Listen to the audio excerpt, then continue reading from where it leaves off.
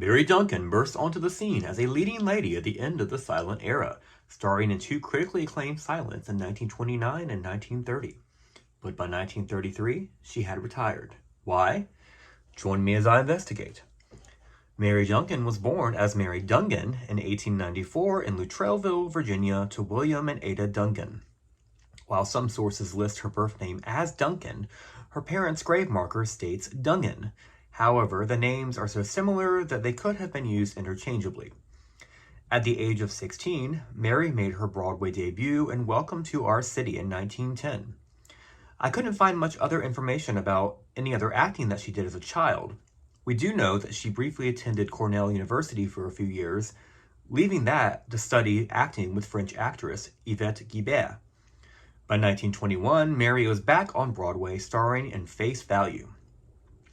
Over the next 5 years, Mary starred in 6 more plays, the final of which was her first big hit on the stage.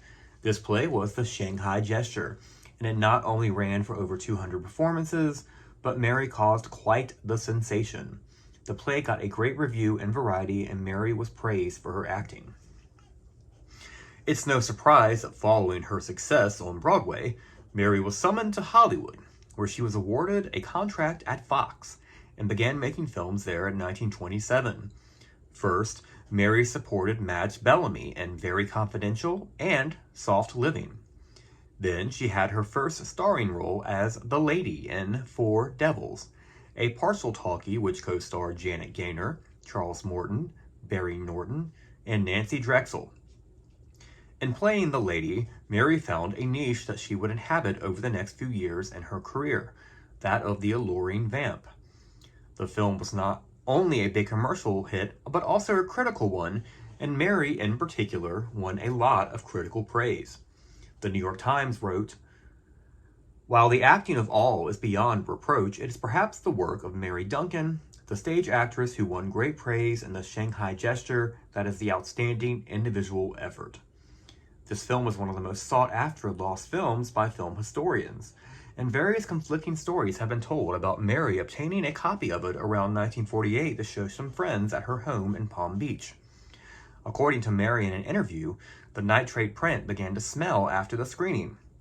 Fearing its combustion, she had it thrown into the Atlantic Ocean, not realizing it was sadly the only surviving copy of the film.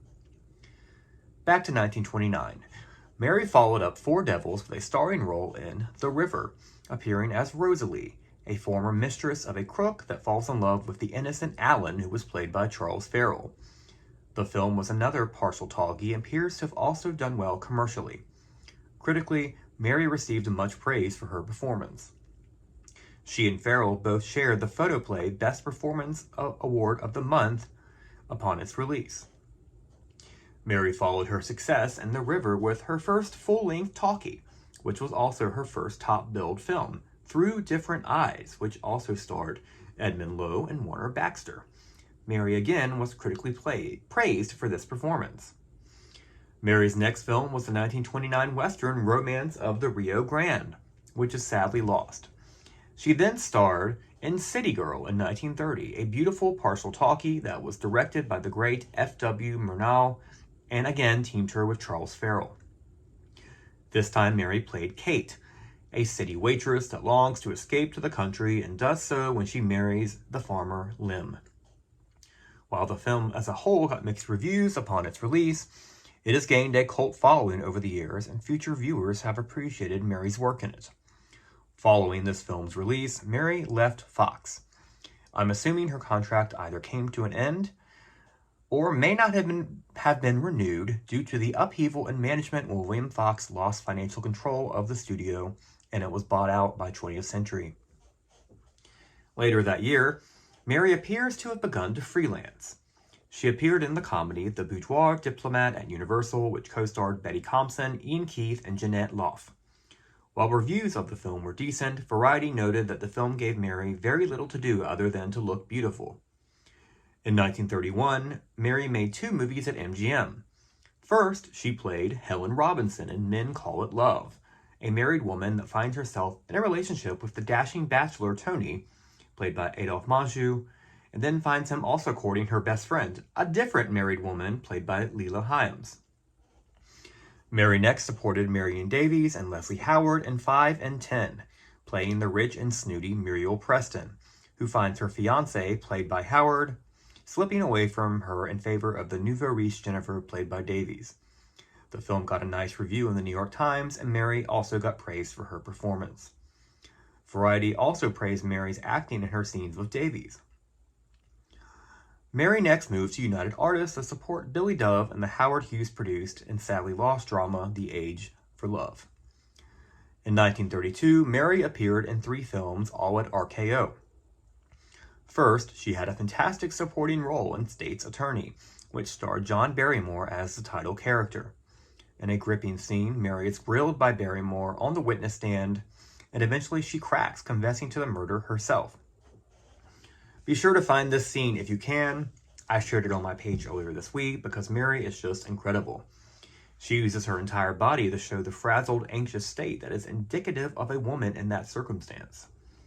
Next, that year, Mary had another major supporting role as one of the 13 women that are all haunted by a horoscope sent to them that foretells their untimely deaths in 13 Women. Mary appeared as doomed trapeze artist June and has a powerful scene with Peg Entwistle in the film. Mary then was one of the many stars to appear in The Phantom of Crestwood, a murder mystery that saw her as one of the suspects named Dorothy Mears. The New York Times praised Mary's work yet again in this movie, but it got mixed reviews overall. In 1933, Mary appeared in her final film, playing the haughty stage diva Rita Vernon in Morning Glory, the film that won Katharine Hepburn her first Academy Award. Mary's Rita was a controlling, snooty, alcoholic diva, which gave her the opportunity to really sink her teeth into a truly meaty role, and give one of the best performances of her career, in my opinion. However, sadly, following its release, she retired.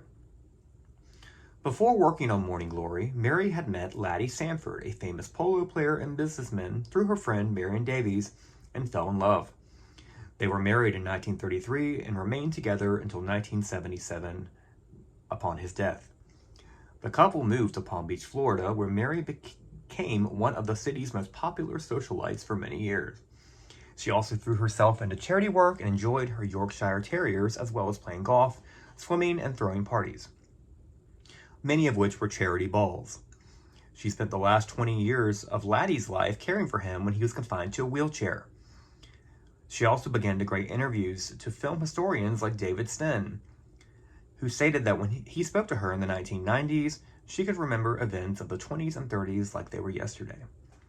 Mary passed away peacefully in her sleep in 1993 at the age of 98.